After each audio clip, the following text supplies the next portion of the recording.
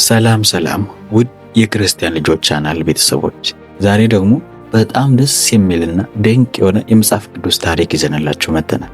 ዛሬ የምናየው ስለ ታማኙ ኖህና ስለ ትልቁ የደህንነት መርከብ ነው። ዝግጁ ናቸው? መልካም ቆይታ። ከብዙ ዓመታት በፊት ምድር በአረንጓዴ ሳሮችና በሚያብሩ አበቦች ተሸፍኖ በነበረ ጊዜ ሰዎች ግን እርስ በራሳቸው መጣላትና እግዚአብሔርን ማሳዘን ጀመሩ።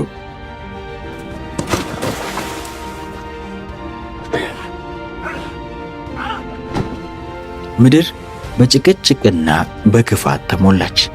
ነገር ግን በዚያ ሁሉ ክፋት መካከል አንድ ልዩ ሰው ነበር። ስሙ ኖህ ይባላል። ኖህ እግዚአብሔርን በጣም የሚወድና ድንቅ ሰው ነበር። አንድ ቀን እግዚአብሔር ኖህን እንዲህ አለው፣ ኖህ ሆይ ሰዎች በጣም ክፉ ሆነዋል። ስለዚህ ምድርን በታላቅ የውሃ ማጥለቅለቅ ላጸዳት ነው። አንተ ግን ለቤተሰቦችና ለእንስሳት የሚሆን ትልቅ መርከብ ሥራ። ኖህ የእግዚአብሔርን ትእዛዝ ሰማ። መርከቡ በጣም ጥልቅ ነበር። ኖህና 3 ወንዶች ልጆቹ ሴም፣ ካምና ያፌት በትጋት መስራት ጀመሩ። መርከቡን ከጎፈር እንጨት ሰሩት። በውስጡም በውጪም እንዳያፈስ ቅጥሩን መረጉት። ሰዎቹ ግን ኖህን ሲያዩ ይሳለቁበት ነበር። ኖህ ሆይ ዝናብ በሌለበት ምድር ላይ ይህን ሁሉ ትልቅ መርከብ ለምን ትሰራለህ? እያሉ ይሳለቁበት ነበር።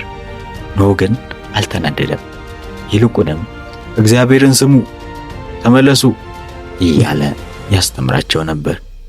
እነርሱ ግን አልሰሙትም። መርከቡ ተሰርቶ ሲያልቅ አንድ የሚገርም ነገር ሆነ። እግዚአብሔር እንስሳቱን ሁሉ ወደ መርከቡ ላካቸው።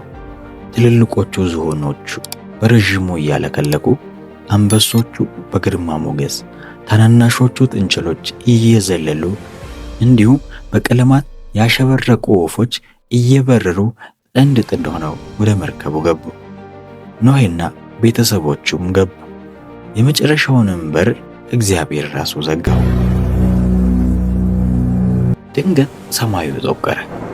ታላቅ ነጎድጓድ ተሰማ። ዝናቡ እንደ ሰልፈኛ መውረድ ጀመረ። ለ40 ቀንና ለ40 ሌሊት ሳያቋርጥ ዘነበ። ምድር በውሃ ተሞላች፣ ተራሮችም ተሸፈኑ።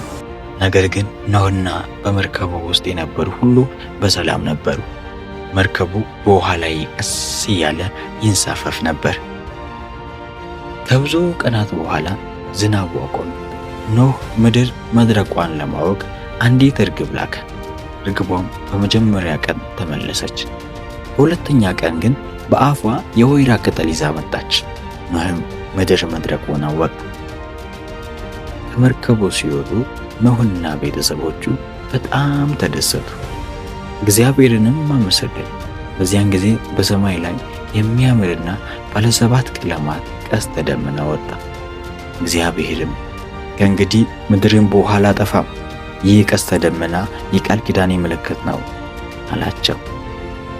እንግዲህ የክርስቲያን ልጆች ቤተሰቦች ከኖህ ታሪክ የምንማረው እግዚአብሔርን ስንታዘዝ ሁል ጊዜ ይጠብቀናል የሚለውን ነው። ታሪኩን እንደወደዳችሁ ተስፋ እናደርጋለን። ዛሬ የነበረን ቆይታ በዚህ አበቃ። ለቻናላችን አዲስ የሆናችሁ ልጆችና ወላጆች አዲስ መንፈሳዊ ታሪኮችና ትምህርቶችን እንዲደርሳችሁ ቻናላችንን ሰብስክራይብ በማድረግ ቤተሰብ ይሁኑ። እንዲሁም ቪዲዮውን ላይክ በማድረግ ለጓደኞቻችሁ አጋሩልን። በሚቀጥለው ታሪክ እስክንገናኝ ድረስ እግዚአብሔር ከሁላችን ጋር ይሁን። ቻው ቻው።